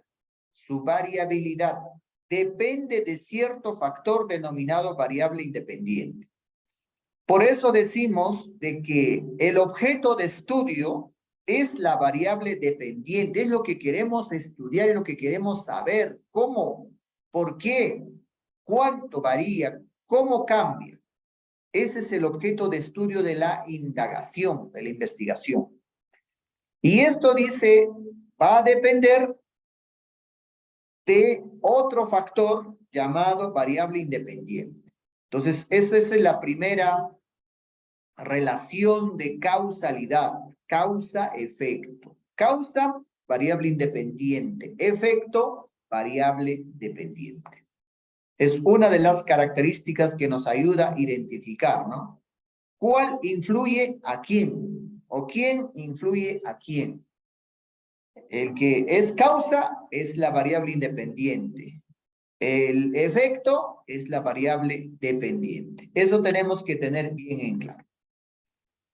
La variable independiente suele estar asociada a la supuesta causa. O sea, la causa, ¿no? Que genera los cambios o modificaciones en la variable dependiente. La variabilidad de una depende de la variabilidad o influencia de otra. Ejemplo, estudios sobre la influencia de cierto tratamiento, o sea, el tratamiento, el variable independiente, sobre el hábito de consumir alcohol. O sea, ¿cuál sería el objeto de estudio? El hábito de consumir alcohol. Y la influencia de cierto tratamiento sería la variable independiente, porque eso se puede, eso va a ser la causa. Por ejemplo, puede ser un tratamiento. Dedicarse a actividad física permanente, diario. Tal vez gimnasia, caminata, qué sé yo, pero diario. Eso va a ser el tratamiento. Y esa variable vamos a investigar, vamos a ver cómo influye en el hábito de consumir alcohol. Pero esta variable independiente, también decíamos en una de las partes, es manipulable por criterio del investigador. Entonces, si yo, por ejemplo, tengo dos muestras, o sea, tengo dos grupos de alcohólicos, entonces a uno de ellos le aplico la variable independiente. Ya, ejercicio constante, todos los días van a hacer gimnasia. Y luego observo cómo eso influye en el hábito de consumir alcohol. Y a otro grupo, que se denomina grupo control, al que no se aplica, simplemente le voy a decir, ustedes hagan su rutina normal, no hagan gimnasia así, diario, ¿no? De 1 hora diaria, no, eso no. Ustedes lo que siempre han hecho, ¿no? Tal vez pasear, sentarse, conversar, qué sé yo. Entonces, la variable independiente se puede manipular intencionalmente, por eso decíamos. Y luego se va a observar el efecto en ambos. Y vamos a ver si la actividad física, el tratamiento, influye o no influye en el hábito de consumo. Si, por ejemplo, después de 15 días o un mes de tratamiento con actividad física vemos que el hábito de consumir alcohol disminuye, tal vez tomaban diariamente cada persona tal vez medio litro de alcohol, y si esto baja y dice, no, suficiente para mí una copita, entonces diríamos que sí hace efecto. Y luego comparamos con el otro, cómo siguen los otros grupos.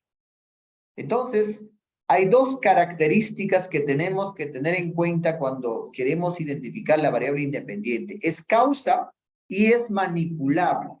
Y puede ser diferente según la intención del investigador. Pero la variable dependiente, eso sí no va a cambiar, porque nosotros lo que queremos ver es cómo está el hábito de consumir alcohol, tanto en la variable independiente, perdón, en la variable experimental y en la variable control, en ambos. Entonces, eso sería dos aspectos o características que debemos tener en cuenta para identificar la variable independiente. Y la dependiente siempre va a ser, pues, el efecto. Pueden realizarse estudios vinculando múltiples variables independientes a una variable dependiente. Ejemplo, factores que influyen sobre el peso de las personas. Puede ser, ¿no? Los factores. Edad, estatura, actividad física, hábitos alimenticios. Entonces, a esto se llama la multicausalidad. Y efectivamente, cuando nosotros observamos la realidad, casi todo es multicausal. No hay, pues, un aspecto que esté influido solo por una causa o un factor, ¿no? Por ejemplo, el peso puede estar determinado por la edad, puede estar determinado por la estatura, puede estar determinado por la actividad física que se practica, o puede estar determinado por los hábitos alimenticios, o por todas. 1, 2, 3, 4. 4 factores influyen en el peso. Eso se da en forma natural. Entonces, si nosotros, por ejemplo, queremos saber qué cosas influyen, ahora.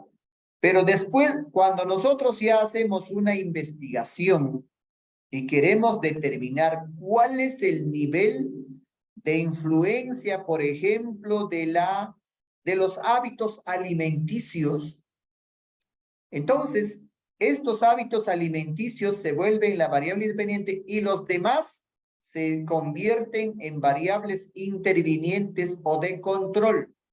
Cuando decimos intervinientes o de control, tiene que ser exactamente igual. Por ejemplo, la edad. No vamos a poner uno de 8, uno de 20, uno de 30, sino todos, por ejemplo, de 20 años. Estatura, todos de 1,60, por decir. Actividad física, todos hacen o no hacen tal vez, no practican ninguna actividad física. Entonces, lo que nosotros vamos a estudiar son de qué manera los hábitos alimenticios influyen en el peso de las personas. Entonces, acá nosotros ya podemos manipular esta variable. Hábitos alimenticios saludables, se alimentan pues de forma balanceada, utilizan poca sal, poca azúcar, pocas grasas, etc. Y otro grupo control tal vez que consume como siempre lo ha hecho, ¿no? Con exceso de sal, exceso de azúcar, etcétera, etcétera. Entonces, eso sí ya se manipula en forma intencional. Por eso decíamos que la variable independiente se manipula a criterio del investigador. Y como son variables, pueden tomar diferentes valores. Ahora, la variable dependiente sí, pues, es el objeto de estudio. Es la consecuencia. Por lo tanto, se observa, se mide y se determina si está variando o no está variando en función de la influencia de la variable independiente. Dice, las variables no son inherentemente independientes o dependientes. Ejemplo, proyecto 1. Investigar la relación existente entre el conocimiento de los métodos anticonceptivos y variable independiente y la frecuencia de embarazos no deseados, variable dependiente. Entonces, por ejemplo, si la variable independiente son el conocimiento de los métodos anticonceptivos, ¿cómo influye esto en la frecuencia de embarazos no deseados? Entonces, como es la variable independiente, la causa, esto se puede manipular. Se puede formar un grupo experimental con personas que tienen alto conocimiento de métodos anticonceptivos y otro grupo que no tienen conocimiento o tienen conocimientos básicos de métodos anticonceptivos. Y luego observamos el objeto de estudio o la variable dependiente, la frecuencia de embarazos no deseados. ¿Cuánto por ciento? En el primero y en el segundo. Y luego podemos determinar pues la conclusión. En el proyecto 2 dice estudio sobre el efecto de los embarazos no deseados sobre la frecuencia del maltrato infantil. O sea, ¿de qué manera los embarazos no deseados influyen sobre la frecuencia del maltrato infantil? La variable independiente, como se puede manipular, yo puedo decir, formo un grupo experimental con personas que han tenido un embarazo no deseado, de imprevisto, no lo tenían planificado, ni lo esperaban, ¿no? Y otro grupo de embarazos deseados, planificados intencionalmente. Y luego observo el efecto. ¿Cuál es el nivel de maltrato infantil en el primer grupo y en el segundo grupo? Entonces, con eso tal vez vamos aclarando cómo la variable independiente es causa y la variable dependiente es efecto. La variable independiente se puede manipular o puede ser diferenciado, como en este caso. Un grupo de personas con embarazos no deseados y otro grupo con embarazos deseados, planificados. ¿Por qué estoy manipulando? Porque yo quiero ver, pues, cuál es el efecto en el primer caso y cuál es el efecto en el segundo caso. La variable dependiente, sí, como es el objeto de estudio, se observa la misma en ambos casos y su nivel de efecto. Es mucho el maltrato infantil, es poco, etc. Y se puede medir. Ya. Definiciones operacionales, bueno, esto ya no creo. Bueno, las discretas continuas, bien. Tal vez es bueno también tener conocimiento, ¿no? ¿Qué son las hipótesis? La hipótesis son explicaciones tentativas del fenómeno investigado. Como decíamos, de acuerdo a los saberes previos, de acuerdo a nuestra experiencia, o de acuerdo a los antecedentes de estudio, ¿no? Porque ya cuando nosotros hacemos una investigación, buscamos los antecedentes de estudio y vemos, ¿no? Ah, tal autor ha realizado esta investigación que se parece o se aproxima o tiene relación con mi objeto de investigación, ¿no? Entonces, de acuerdo a eso, yo puedo hacer una explicación tentativa del fenómeno. Son predicciones, respuestas provisionales, no definitivas, provisionales a las preguntas de investigación. Como siempre, en la formulación del problema vamos a hacer una pregunta de investigación. A esa pregunta vamos a responder tentativamente, provisionalmente, a través de la hipótesis. Traducen el enunciado del problema en una predicción de los resultados esperados. Entonces, Volvemos a enfatizar. La hipótesis es una predicción, es una respuesta tentativa, no definitiva, provisional, la cual tiene que ser contrastada, demostrada, verificada, comprobada. Ejemplo de una formulación predictiva de una hipótesis. Los adolescentes que sufrieron abuso sexual durante la infancia tienen un riesgo mayor de depresión y suicidio que aquellos que no lo sufrieron. Es una respuesta tentativa. Los adolescentes que sufrieron abuso sexual durante la infancia tienen un mayor riesgo de depresión y suicidio. ¿Cuál es la variable independiente? Los adolescentes que sufrieron abuso sexual durante la infancia. ¿Y cuál es la variable dependiente? El riesgo de depresión y suicidio, ¿no? Entonces, frente al problema, ¿cuál es la relación o qué relación tiene los adolescentes que sufrieron abuso sexual en la infancia en el riesgo de depresión y suicidio?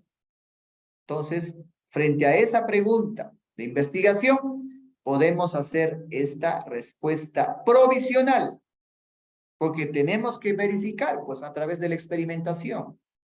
¿Es o no es? Ahí también tenemos para ampliar, ¿no? Definición de la hipótesis, ¿no? Enunciado de las expectativas del investigador acerca de las relaciones entre las variables que se indagan. Es una predicción de los resultados esperados. Son el eje del método deductivo cuantitativo. Surgen de un marco teórico y se ponen a prueba en el mundo real. Como decíamos, ya en una investigación científica, los niños pueden tal vez plantear su hipótesis de acuerdo a su experiencia, de acuerdo a sus saberes previos, pero ya en una investigación mucho más formal tenemos que buscar el marco teórico, los antecedentes de estudio. Y de acuerdo a eso vamos a plantear nuestra hipótesis. Son el vínculo entre la teoría y el mundo real. Entonces, la teoría, según las investigaciones que ha hecho tal autor, yo propongo o planteo que esta es la respuesta a la pregunta de investigación. Y eso se tiene que comprobar en el mundo real, ya en la parte experimental. Cuando nosotros vamos a utilizar los instrumentos, vamos a recoger información, vamos a procesar, sistematizar y demostrar, pues, no, si es o no es lo que estamos planteando. ¿Se confirma o se niega la hipótesis? ¿Se valida o se refuta la hipótesis? Ahora, la relación entre el problema y la hipótesis es directa, ¿no? En el problema de investigación vamos a encontrar la variable independiente y la variable dependiente. En los objetivos de investigación vamos a encontrar, ¿no?, qué es lo que queremos averiguar. Determinar la influencia de la variable independiente a la variable dependiente.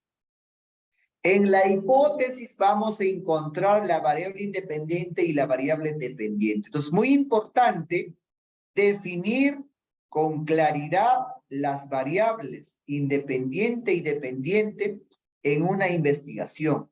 Y debe estar en el problema, en la formulación del problema, en la formulación de los objetivos de investigación, en la formulación de la hipótesis y también cuando hacemos o comunicamos la conclusión, porque la conclusión es explicar si se confirma o no se confirma la hipótesis. Si se confirma, decimos con toda seguridad, y utilizando el método científico, la estadística, etcétera, etcétera, hemos llegado a la conclusión de que sí, efectivamente, como en este caso, por ejemplo, los adolescentes que sufrieron abuso sexual durante la infancia tienen un mayor riesgo de depresión y suicidio que aquellos que no lo sufrieron.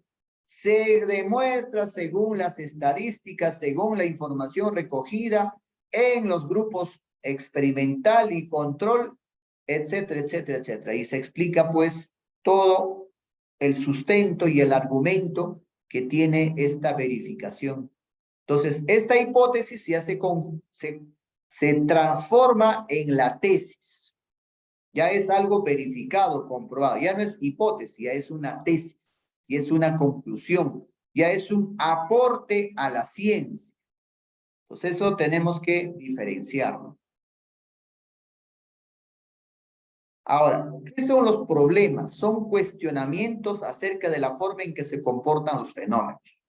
Y la hipótesis, la respuesta tentativa a dichos cuestionamientos. No, la pregunta, los problemas de investigación se presentan en forma de preguntas, ¿no? ¿Cuál es el nivel de influencia de los abusos sexuales que sufrieron los adolescentes en su infancia en los suicidios o depresión que sufren los adolescentes? Entonces, esa pregunta va a tener una respuesta tentativa a través de la hipótesis. Cuando planteamos hipótesis, depende del alcance del estudio, ¿no? Investigaciones cuantitativas cuyo planteamiento define que su alcance será correlacional, explicativo y descriptivo. Es según el tipo de investigación. Siempre y cuando intente realizar pronósticos. Entonces, bueno, esto ya son tipos de investigación. Pueden ser correlacional. Si buscamos relacionar, ¿no? Si hay relación o no hay relación entre una variable y la otra variable.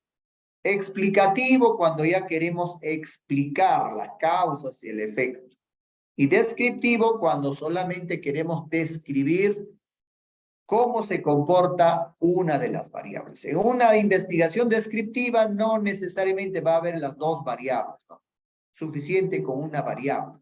Puede ser, por ejemplo, el nivel de suicidio en los adolescentes de 15 a 18 años, o nivel de depresión de los adolescentes de 15 a 18 años. Y voy a describir una sola variable. Ahí no hay relación de causa-efecto, ¿no? Esta relación de causa-efecto va a aparecer en las investigaciones de tipo correlacional o de tipo explicativo.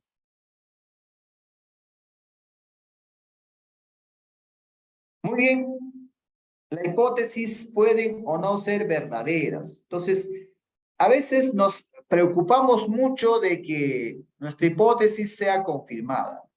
Así no sea confirmada, la investigación es válida, porque estamos llegando a la conclusión de que lo que estábamos planteando como una posible alternativa no es. Entonces, se concluye. Según la investigación realizada, la hipótesis está negada. Por lo tanto, lo que estamos planteando no corresponde.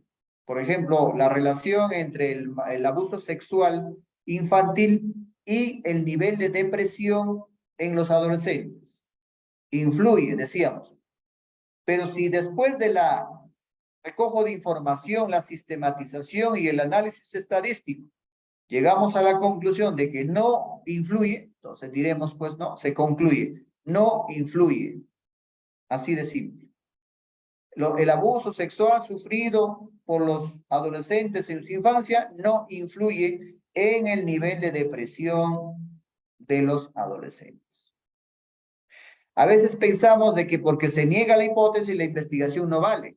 La investigación vale, porque hemos seguido todos los procesos del método científico y hemos llegado a esa conclusión, a negar la hipótesis. La investigación es válida.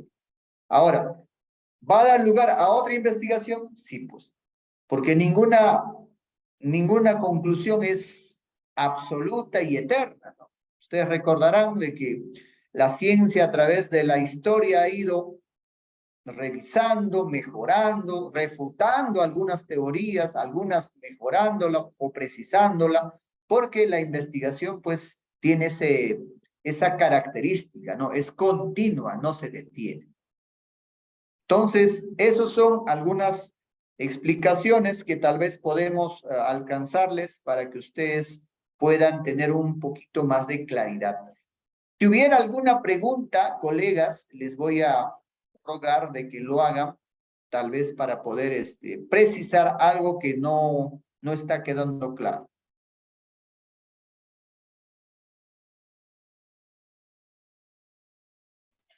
Maestro, quisiera pedirlo también que quizá para las próximas semanas que vamos a trabajar en ciencia y tecnología, que haya más ejemplos así donde se toca las variables dependientes e independientes para poder familiarizarnos aún más, maestro. Lo pediría eso, gracias.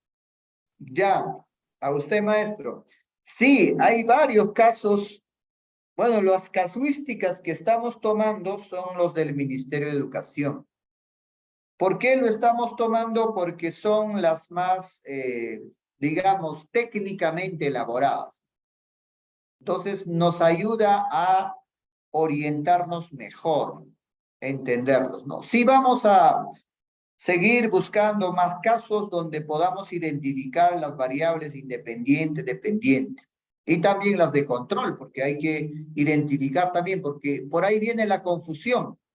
Las variables control a veces confundimos con las variables independientes. Son varios factores que pueden influir, sí, pero en el momento de la investigación determinamos una de ellas y las demás tienen que ser de control. Por lo tanto, tienen que ser exactamente iguales para ambas muestras. Entonces, eso es bueno ejercitarse, tal vez plantear ejemplos, ¿no? Tal vez podamos hacer como un taller, ¿no? Donde ustedes van planteando y se puede ir retroalimentando, ¿no? Mejorando, verificando, ¿no? Hasta dónde estamos avanzando. Si no hubiera alguna otra pregunta, estaríamos finalizando esta sesión, agradeciéndoles de antemano su participación, su atención y el interés, pues, ¿no? Que tienen cada uno de ustedes de seguir preparándose y mejorándose para dar un mejor servicio, pues, a nuestros estudiantes y también escalar profesionalmente. Muchas gracias. Gracias a usted, profesor Crispín.